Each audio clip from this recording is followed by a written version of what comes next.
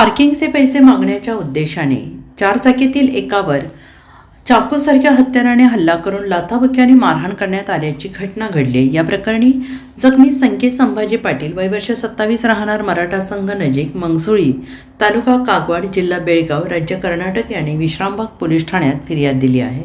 पोलिसांनी संशयित हल्लेखोर हर्ष वाघमारे याच्यासह त्याच्या 2 सहकाऱ्यांवर गुन्हा दाखल केलेला आहे। रविवारी रात्री 11:30च्या सुमारास फिर्यादी संकेत पाटील हा चारचाकीतून टिंबर एरिया परिसरातून निघाला होता। त्याने नवीन वसाहत येथील स्वस्तिक काट्यानजीक लघुशंकेकरिता चारचाकी थांबवली आणि यावेळी संशयित हर्ष वाघमारे आणि त्याचे 2 सहकारी घटनास्थळी आले। त्यांनी पार्किंगच्या नावाखाली त्याच्याकडे पैसे मागितले आणि यावरून झालेल्या वादावादीतून हर्ष वाघमारे यांनी कमरेला लावलेल्या चाकूसारख्या हत्याराने फिर्यादी संकेत पाटील याच्या उजव्या बाजूस वार केला।